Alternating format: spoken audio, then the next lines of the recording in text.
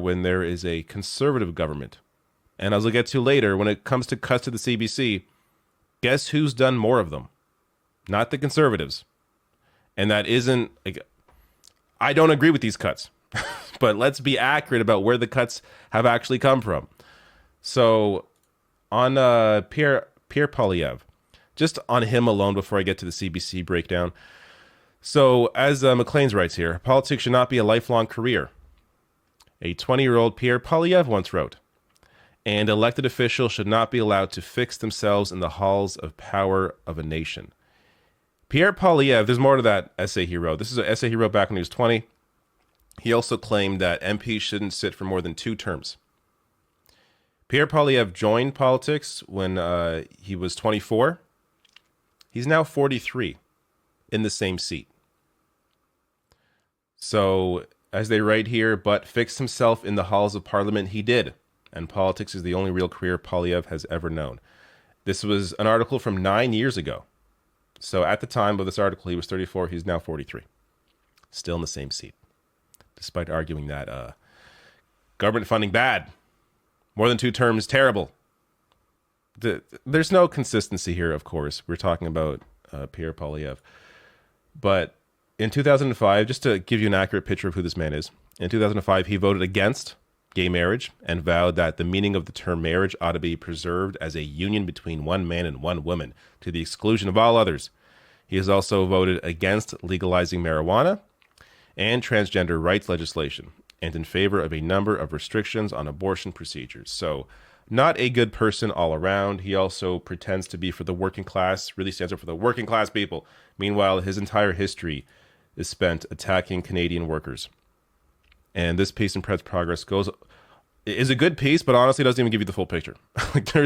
He has a massive history of being anti-worker. So I link to all my sources below. If you want to read through this, you can. You can do your own research. It's very clear Pierre Poilievre is not pro-worker. But let's get back to the CBC argument now. So he goes on to write here the next day after that initial tweet I showed you. CBC officially exposed as government-funded media. So Elon Musk did eventually change, though it's changed back now. As you can see here, it no longer says government-funded media. I'm not sure. Twitter, there's a whole other discussion. I'm not sure what's even going on there. But now he says, now people know that it is Trudeau propaganda, not news. Signed here to save $1 billion and to fund the CBC. Wow, CBC gets $1 billion. I'm going to get to exposing how ridiculous that criticism is shortly here. But Paris Marx, who, by the way, great writer, tweets out here, I like the idea of telling people where media funding comes from, but choosing to solely label media accounts that receive public funding suggests there's something wrong with it. If we're going to label all public media, corporate media should also be included in the scheme. Completely agree. If you want to say that CBC is publicly funded, fine. I got no issue with that. But let's be honest, that there are also influences of other media that are not publicly funded, that are privately funded. They have corporate bias. Are we not going to discuss that? Of course not, because Pierre Poilievre's on the side of massive corporations while pretending to be for the working class. But Paris Marx here, I had him on my show 3 years ago now. Wow, that was a while ago. About needing a more robust CBC. So he has a great argument about how the CBC actually needs more funding, more support, and discusses how it should be structured in a way where it speaks for all of Canadians and not just those that are in the elite, which CBC, you can argue, as I'll get to later on, often does, is very pro-establishment, does not mean pro-government or pro-liberal. It means pro-imposition of both conservatives and liberals, especially when it comes to more economic issues. But I also had him on my show to discuss that, so I will link to that below this video as well. But when it comes to the funding, so I saw this in the Meaford Independent, and I think he writes this well. So yes, 1.1 billion is a lot of money in terms of what CBC gets from the government. But those that throw that big number at CBC defenders rarely take the time to do some simple math. Canada's population is roughly 35 million people. The 1.1 billion provided from government coffers to the CBC represents a measly $31 per year for every man, woman, and child in the country. $31 a year to have a robust media that, Not as robust as it should be, but to have a media in place to, at the very least, represent an interest, whether or not you agree with that interest or not. Typically, I would argue, even though CBC has its issues, it is a lot less biased than many other sources within Canada. And I think it's important to have that largely corporate free voice, though there is, of course, ad revenue and other influences there within the CBC. But as a Breach Media writes here, and they have a great piece on this as well. While Poilievre has never cited any actual facts to back up his assertion that CBC is out to get conservatives, there is hard evidence to show it's not the case. Back in 2010, when the Conservatives were in government and the Liberal Party in opposition, an independent research firm conducted a major study of CBC's content, the only large empirical survey done in recent decades.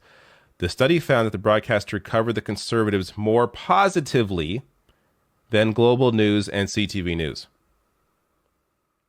So you could maybe argue that they are pro-government, pro-whoever's in power, pro-establishment, but to argue that they are pro-Trudeau or pro-liberal specifically would be incorrect. So CBC now dreads conservative attacks and potential funding cuts, and its employees have internalized a fear of anything deeply critical of the status quo. They go to incredible lengths to avoid the appearance of being left-wing, which you can also... This is an issue really across all media. Media is so afraid, whether it's CBC, whether it's CNN, they are so afraid of right-wing criticism that they go above and beyond to be on the side, to represent the side of conservatives, where you have very rarely an actual, real left-wing voice in any media, be it CBC, be it CNN, be it MSNBC. It is rare to find that true, actual left-wing voice. True left-wing being, a socialist, a communist. These are perspectives that you may or may not agree with, but they are not represented in media. Meanwhile, fascists are all over media. But they go on to write here, there's an irony about this response to years of conservative criticism. The biggest cuts to the public broadcasters' funding have in fact been made by liberal governments. And there's a lot of data to support everything they are saying here, as well as the previous statement about tone towards conservatives versus liberals, at least back in 2010. So again, I will link to this below. One last piece here. The most accurate picture is that the CBC is neither pro-liberal nor pro-conservative. It's simply pro-establishment. It reflects and echoes the range of opinions amongst the Canadian political and economic elite, which includes both the dominant parties. This is what I agree with most. I don't think they're pro-conservative, pro-liberal in terms of the parties. They are simply pro-establishment.